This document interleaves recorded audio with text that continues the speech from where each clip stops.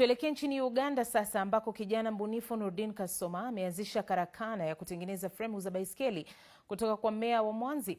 Kupitia kampuni yake kwa jina Bugali, Nurdin pia anawaajiri vijana wenzake.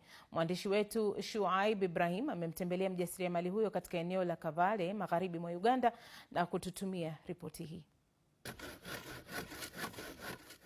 Katika kichaka hiki cha mimea ya mianzi au bambuu magharibi mwa Uganda katika wilaya ya Kavale, kipande cha mmea huo kinafyekwa na kupelekwa kwenye karakana ya Nurdin Kasoma, ambapo baadaye kitatumiwa kutengeneza kitu cha thamani.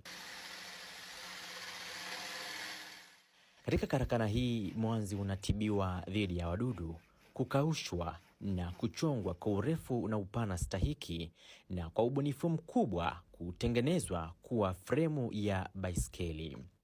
Huenda utumiaji wa mmea wa mwanzi katika ubunifu wa aina hii si jambo geni, lakini kwa Nurdin Kasoma, kijana huyo mjasiriamali, wazo la utengenezaji wa fremu za baiskeli aina hii lilitokana na nia yake ya kusaidia katika utunzaji wa mazingira.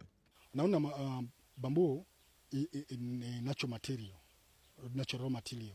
Sasa tunafanyisha bamboo hiyo kama imemaliza miaka 5 na kwenda juu.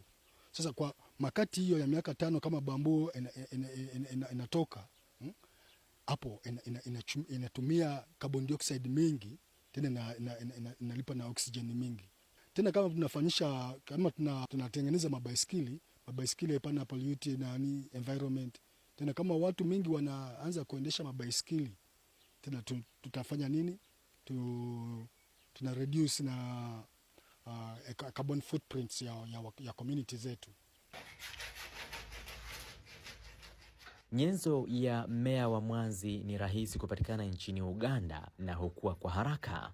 Lakini je, ubunifu huu hautasababisha tishio la kutoweka kwa mmea huu?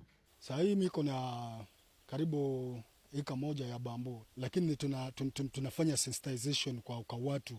Tunawaonesha economic benefits ya bamboo. Sasa hii watu mingi wameanza kulima bamboo. Ili kutimiza ndoto yake, Nurdin aliamua kutengana na ajira yake ya fundi umeme na kuelekeza nguvu zote katika karakana yake, ambapo pia anatoa mafunzo na fursa za ajira kwa vijana wenzake. Omulimo guno mfunyemu nsobola okuzimba nyumba. Kazi hii imeniwezesha kujenga nyumba kijijini na kununua pikipiki.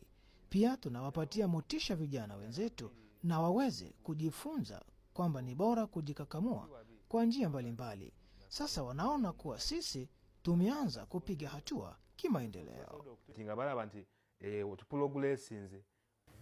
Egali eno ekijifule ekyenjawulo. Kinachofanya baiskeli hii tofauti na baiskeli za kawaida ni kwamba ni baiskeli ya kipekee. Inatengenezwa kwa kutumia sanaa. Unapoendesha kwenye barabara ya udongo haikurushi kama baiskeli zinazotengenezwa kwa chuma cha alumini.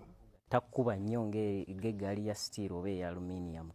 Utengenezaji wa fremu hizi unagharimu muda pamoja na nyenzo mbalimbali, pengine ambayo pia huchangia katika gharama yake mwisho wa siku.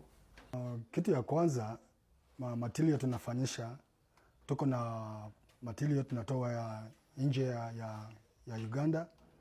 Sasa kama unaleta hapa, unalipa shipping cost zake, unalipa taxes zake. Ndio naona iko bei kali kushinda baiskeli za second hand hapa. Nyinyi kama waanzilishi wa karakana hii, je, mnafanya mbinu gani ili kuona kwamba hizi baiskeli zinakuwa kwa bei nafuu kwa watumiaji wa hapa nchini na hapa Kavale? Hiyo ndio program tunataka fanya kwa future ya plani. Lakini saa hii tunatengeneza frame. Unaona? Tena kuleta parts zile mipira, kuleta nyororo na nini yote. Kuleta hapa na head na nani yake handlebars zote na shifters inakuwa ngumu. Fremu hizi zinatengenezwa kwa kutumia mikono 100% kulingana na mahitaji ya mteja, na kabla ya kuwasilishwa kwa mteja, baiskeli zilizounganishwa hapa zinafanywa ukaguzi kuhakikisha ni salama kwa mwendeshaji, kila mmoja ikigharimu takriban $2,000. Wakati utumiaji wa mmea wa mwanzi ukizidi kuwa maarufu duniani, Kasoma Nuruddin anatumai kuendelea kutumia ubunifu wake katika kuwasaidia vijana ili kujiingizia kipato kupitia njia mbalimbali kama utengenezaji wa baiskeli aina hii.